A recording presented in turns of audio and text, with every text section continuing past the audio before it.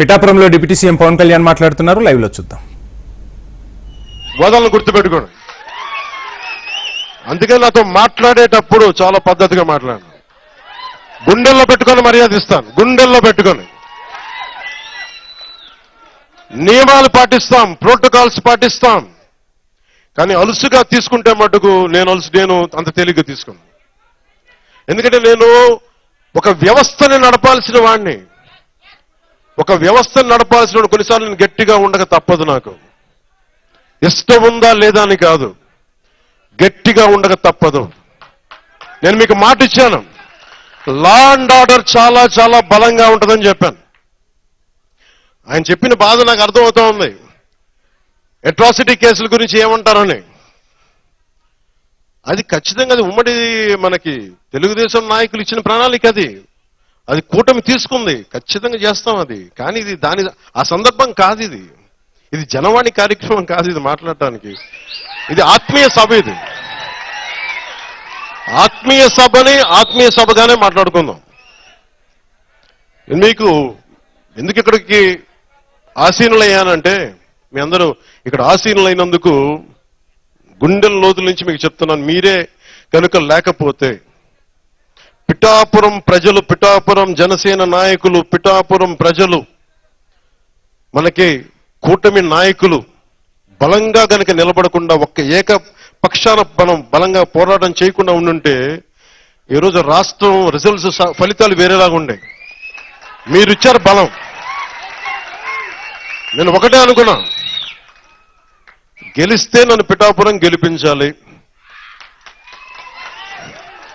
లేదు అంటే నేను ఒకటే అనుకున్నా, పాలిటిక్స్ నుంచి వెళ్ళడానికి కాదు, నేను మటుకు కూర్చోబెట్టి ఆల్మోస్ట్ ఒక బలమైన, ఇంకా ఎప్పుడు పోటీ చేస్తాను లేదో నాకు తెలియదు, ఆ స్థాయికి వచ్చేసాను. నేనేంటంటే పోటీ చేయడానికి, పదవులు అనిపించడానికి నేనేమనుకున్నానంటే, నా దేశం నాకు దేశభక్తినిచ్చింది, నా సమాజం నాకు బాధ్యతనిచ్చింది. నేను దీనికోసం పని చేస్తా. నాకు అవసరం లేదు ఇవన్నీ కానీ తిట్లు తింటా. ఎందుకంటే నా దేశం మీద నాకు అంత పిచ్చి. నాకు నా బాధ్యత. మన సభలో మీరు చూశారు, అసెంబ్లీలో ఏం మాట్లాడాను నేను నా పార్టీ గురించి మాట్లాడలా. ఏ నేల అయితే, ఎవరి బలిదానం మీదైతే ఆంధ్ర రాష్ట్రం ఏర్పడిందో పొట్టి శ్రీరాములు గారికి ఆయన గుర్తు తెచ్చుకునే మాట్లాడాను. ఏ ముఖ్యమంత్రి ఈరోజు కూర్చున్నా, గతంలో కూర్చొని ఉన్నా, దానికి మూలకారకుడు ఎవడు? పొట్టి శ్రీరాములు. ఆయనే లేకపోతే, ఆయనే బలిదానం లేకపోతే మనకి ఈ రోజున ఆంధ్ర రాష్ట్రం అనేది ఉండేది కాదు. సో నేను ఉన్నది దేనికి అంటే, ఇంతమంది గొప్ప మహానుభావులు ఉన్నారు. నేను అన్నా క్యాంటీన్లతో మాట్లాడి ఒకటే అడిగాను, అన్నా గారి క్యాంటీన్లతో పాటు డొక్కా సీతమ్మ గారి క్యాంటీన్లు రావాలి. అన్నా క్యాంటీన్లు ప్రారంభిస్తున్నప్పుడు దాంట్లో కొంత భాగం డొక్కా సీతమ్మ గారి క్యాంటీన్లు కూడా ఉంటాయి. దేనికి పెట్టుకోవాలి డొక్కా సీతమ్మ గారి? ఎందుకంటే అసలు మనకి ఈ రోజున ఒక పూట భోజనం పెట్టడానికి హోటల్లో పెట్టేయచ్చు, కొని పెట్టేయచ్చు. ఆ రోజుల్లో కట్టెలతో వండాలి, వర్షాలు. అలాంటి సమయంలో ఆవిడ కూర్చొని, అమ్మ సీతమ్మ ఆకలి అంటే కూర్చోబెట్టి అన్నం వండి పంపించే, లంకల దగ్గరికి వెళ్ళి కూడా ఆవిడ చేసేదంటే, అలాంటి విలువలున్న మనుషులు మనం గుర్తు తెచ్చుకోకపోతే సమాజం విచ్ఛిన్నమైపోతుంది.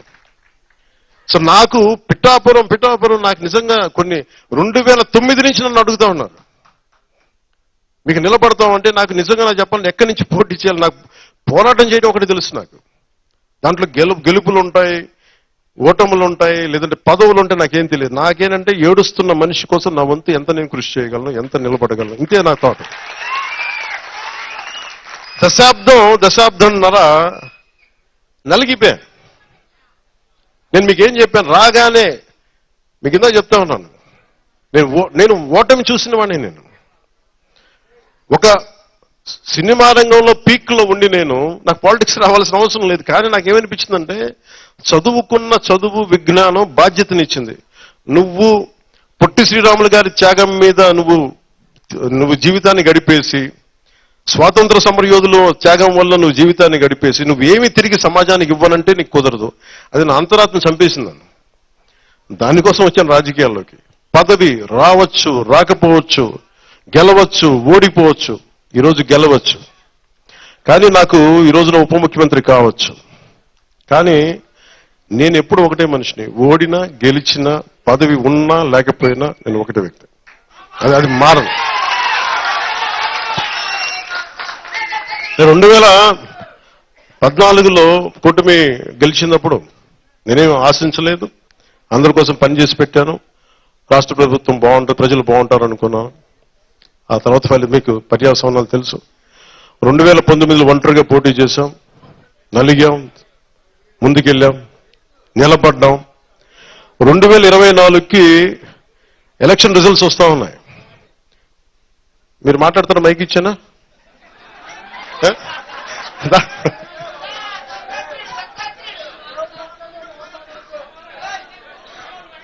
కొంచెం మీరు రైట్ సైడ్ దయచేసి కొంచెం మీరు మౌనం పాటించు. ఎందుకంటే మీరు మాట్లాడుకునే అడిగితే మైక్ ఇస్తాను, నేను కూడా వింటాను. మైక్ పంపించాడు ఏనండి, నువ్వు కాపాడు, నువ్వు శాంతించి చెప్తా నా మాట. ఎంతసేపు గొడవలు పడతాం, ఎంతసేపు తిట్టుకుంటాం, ఎంతసేపు కొట్లాడుకుంటాం. అని ప్రేమగా ఉండదు కొంతసేపు. 2024లో మొన్న ఎన్నికలప్పుడు నేను ఆలోచిస్తున్నాను, రిజల్ట్స్ చూడాలా వద్దా.